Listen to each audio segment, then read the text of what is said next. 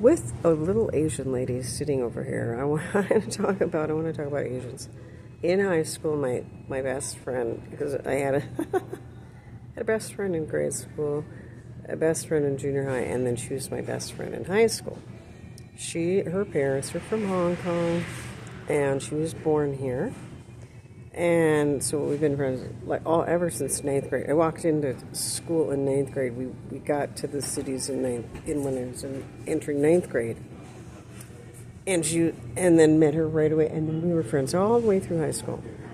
And the thing is, I did not. So all these years, and I never realized that Asian people were really like silently suffering in our society. Like just with and of course it's a lot of the same stuff of like feeling marginalized, and like, we're kind of second class, second rate. We don't, in film, what do we do in film? We're those little secondary actors here and there, that kind of thing. Best movie I've seen where they weren't secondary actors actually was done by TV on the movie China Cry. Two people from Singapore, one being Russell Wong, hello, as Jack Black would say, hello. Russell Wong playing the lead male.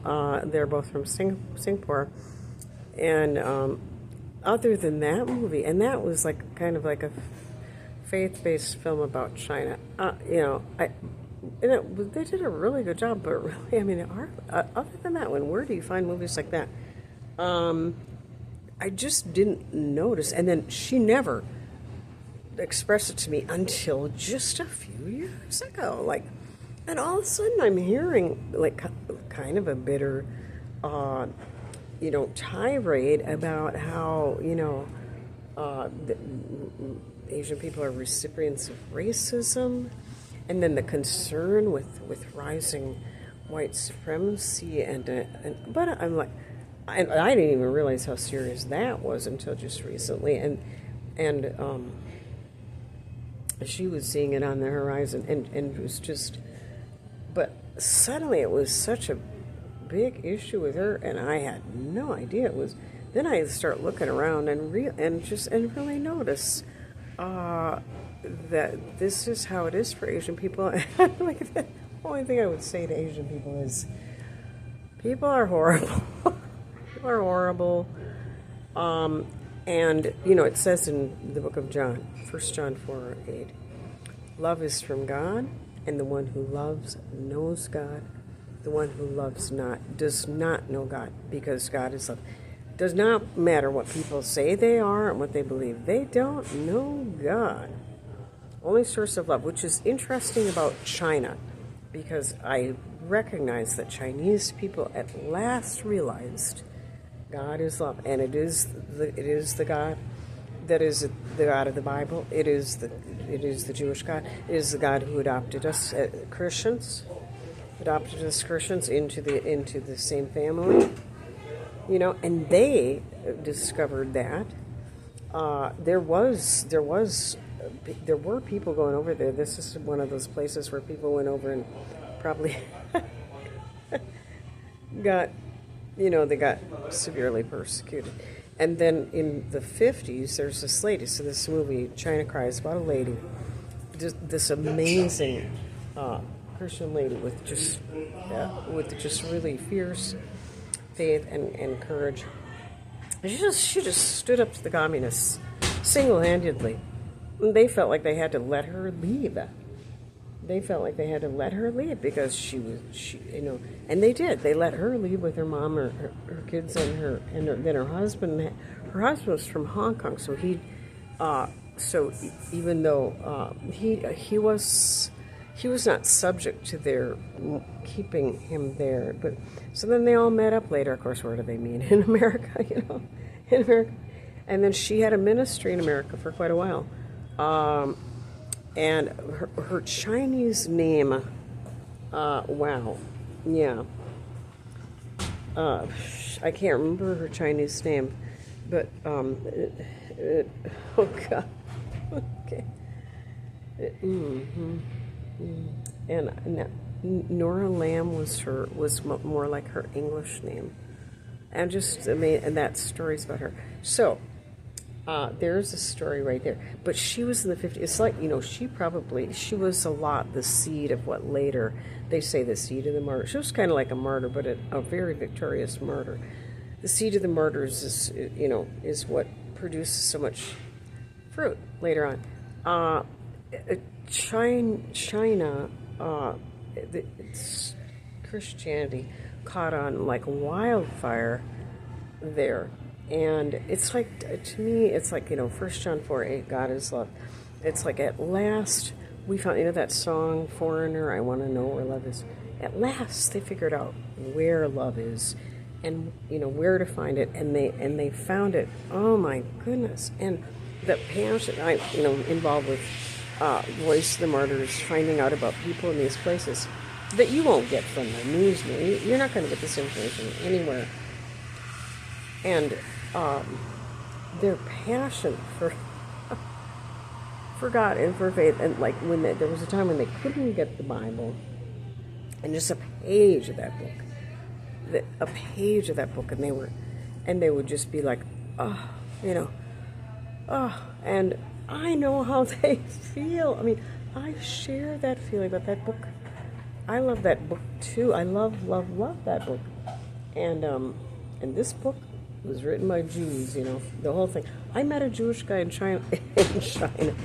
California, who did not know that the New Testament was all Jewish people. He did not know that because he didn't know much about the New Testament. They were all Jewish. And, that's the thing. Abraham was told, all the people of the earth, all the nations of the earth will be blessed through you. Yeah. And in China, at last, received that blessing from Abraham. Oh, my goodness. Well, then you hear her story. Now, her story, she was exceedingly brave. I've heard many stories of people there. And, what are they really fighting? They're fighting for religious freedom. It's the same thing again. They're fighting for religious freedom again. The reason my ancestors came here, it's the same thing. It's the same goal, the same motivation, the same heart cry of humans who are not nihilistic and not wanting to live in a state of death, who want light in their lives, and wow, they've paid terrible prices for it. They've gone through horrible things and not given up. Remember Tiananmen Square, 1989? That was really an amazing story. Well, and so I'm talking about them as, the kind of people that they are. In fact, and hearing people like her say that they just kind of very silently and sulkingly go about in our society without being really seen, or recognized or don't seem to have a real significance. I realize that now. Wow. I suddenly realized that, and really, it goes back to the same problem that people have, and again, try to understand white people and their problems, their insecurity. It goes back to the same problems, and really, this is why we want to move forward in this nation and not go backwards. The problem right now is that there are people who, this guy talks about tribal mentality. Well, that sounds like going backwards. And the thing is to want to go forward and improve upon where we haven't been what we should. In high school, my friends told me, and I don't know if being older it shows so much, but she said, your eyes, things about you look kind of Asian, she said. And I was like, I thought that was cool. I liked it, but it didn't resonate with me until later. I found out we have some native blood.